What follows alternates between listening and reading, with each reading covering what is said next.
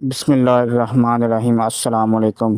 مشہور تابعی حضرت ابراہیم نخعی، جو کہ بہت سی حدیث کی کتابوں کے بنیادی راوی ہیں، جن سے تمام مکتبہ فکر روایت پیش کرتے ہیں کہ انہی کے بارے میں المعجم الکبیر للطبرانی میں روایت ہے۔ وہ اکثر فرمایا کرتے تھے، اگر بالفرض میں قاتلان سیدنا امام حسین میں شامل ہوتا اور بالفرض میری بخشش بھی ہو جاتی اور مجھے جنت میں جانا نصیب ہو بھی جاتا، تب بھی مجھے اس بات سے شرم آتی کہ رسول اللہ صلی اللہ علیہ وآلہ وسلم کی میرے اوپر نظر پڑتی اور وہ فرماتے کہ تو بھی حسین کے قاتلوں میں شامل تھا۔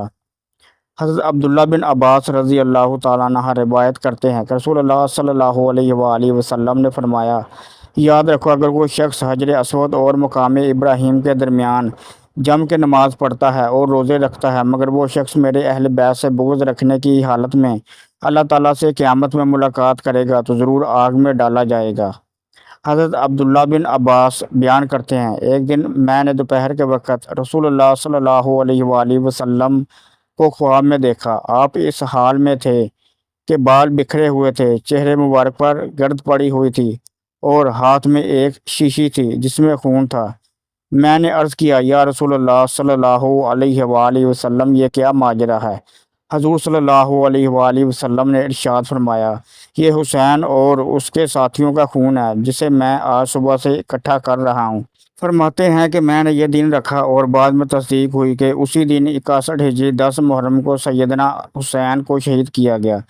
ناظرین گرامی، ایسے شہزادے کو شہید کیا گیا کہ جس کے تاجدار کائنات نے کئی مرتبہ سجدہ لمبا کیا، بہت دفعہ خطبہ چھوڑ دیا، کئی دفعہ نماز لمبی کی اور بعض دفعہ جماعت چھوٹی کر دی۔ یہ یاد رکھیے کہ بنواسہ رسول حسین ابن علی اور ان کے جانثاروں کے خون سے کربلا کی ریت ہی سرخ نہیں ہوئی، بلکہ اس سرخی نے ہر چیز کو اپنی لپیٹ میں لے لیا تھا۔ محدثین بیان کرتے ہیں کہ سیدنا مولا حسین کی شہادت پر نہ صرف دنیا روئی، زمین و آسمان نے بھی آنسو بہائے۔ روایت ہے کہ نواسہ رسول صلی اللہ علیہ وآلہ وسلم کی شہادت کے وقت بیت المقدس میں جو پتھر اٹھایا گیا اس کے نیچے سے خون نکلا۔ شہادت حسین کے بعد ملک شام میں بھی جس پتھر کو ہٹایا گیا اس کے نیچے سے خون کا چشمہ ابل پڑا۔ محدثین کا کہنا ہے کہ شہادت حسین پر پہلے آسمان سرخ ہو گیا، پھر سیاہ ہو گیا۔ محمد بن سیرین سے روایت کرتے ہیں کہ حضرت سیدنا امام حسین کی شہادت کے وقت آسمان پر سرخی چھائی رہی۔ اس کے علاوہ امام بہقی نے اپنی کتاب دلائل النبوہ بہقی میں یہ روایت نقل کی ہے کہ حضرت علی بن مصعب نے اپنی دادی سے یہ روایت کی ہے کہ انہوں نے کہا کہ امام حسین کے زمانے میں کم عمر دوشیزہ تھی۔ مجھے اچھی طرح یاد ہے کہ جب نواسہ رسول شہید کیے گئے تو اس وقت آسمان کئی دنوں تک جمے ہوئے خون کی مانند ہو گیا تھا۔ روایات میں لکھا ہے کہ جب یزیدی فوج نے سیدنا حسین کو شہید کیا تو آسمان سے خون کی بارش ہوئی، جس سے خراسان، شام اور کوفہ کی گلیوں میں آب رواں کی صورت خون جاری ہوا۔ جب یزیدی فوج نے حضرت امام حسین کے سر مبارک کو بدن سے جدا کر کے کوفہ میں لایا تھا تو جس جگہ امام حسین کے سر مبارک کو رکھا گیا تھا تو وہاں کی دیواروں سے ایسا خون جاری ہو گیا تھا جیسے کہ کسی مشک سے پانی جاری ہوتا ہے۔ تاریخ میں یہ بھی لکھا ہے کہ جب امام حسین کو شہید کر کے آپ رضی اللہ تعالیٰ عنہ کی لاش پر ظلم و ستم کیے جا رہے تھے تو سورج گرہن لگ گیا تھا، ہر طرف اندھیرا چھا گیا تھا، آسمان پر دن کے وقت تارے ظاہر ہونے لگ گئے تھے، ایسے لگ رہا تھا کہ جیسے قیامت برپا ہو گئی ہے۔ امام بہقی نے ابو نعیم نے بصرہ اسدیہ سے روایت کیا ہے کہ جب مولا حسین کو شہید کیا گیا تھا تو خون کی ایسی برسات ہوئی کہ ہمارے گھروں کے برتن خون سے گیلے ہو گئے۔ ابن جوزی رحمۃ اللہ ابن سیرین سے روایت کرتے ہیں کہ قتل حسین کے بعد مسلسل 3 دن تک پوری دنیا میں تاریکی چھائی رہی۔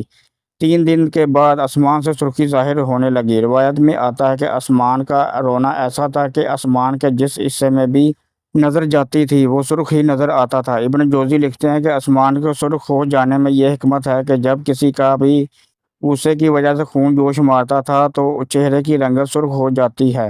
اسی طرح اللہ تعالیٰ نے اپنی ناراضگی کا اظہار آسمان کی سرخی سے کیا۔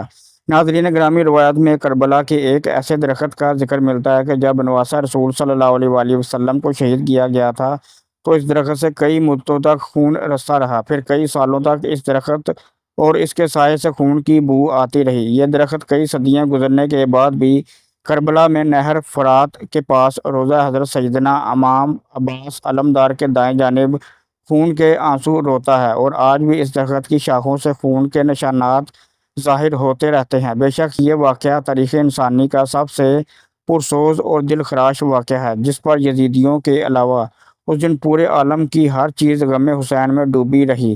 آج بھی اس پتھر سے خون ٹپکتا رہتا ہے کہ جس پر سر انور سیدنا حسین کو رکھا گیا ہے۔ بہقی نے جمیل بن عروہ سے روایت کی ہے کہ یزیدی فوج سیدنا امام حسین کو شہید کرنے کے بعد آپ کے لشکر کے اونٹ پکڑ کر لے گئے تھے۔ یزیدی فوج نے جب اونٹوں کو ذبح کر کے اس کے گوشت کو پکایا تھا تو اس کا مزہ بہت ہی کڑوا تھا، کسی سے بھی وہ گوشت نہ کھایا گیا تھا۔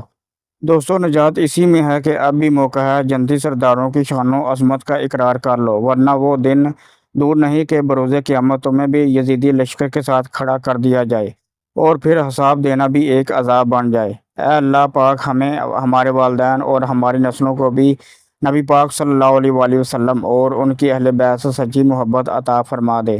دشمنان اہل بیت اور بغض اہل بیت رکھنے والوں کو ہم سے دور فرما دے۔ اے اللہ پاک، ہمارا تن من دن سب کچھ پاک نبی حضرت محمد صلی اللہ علیہ وآلہ وسلم اور ان کی اہل بیت پر قربان ہو جائے۔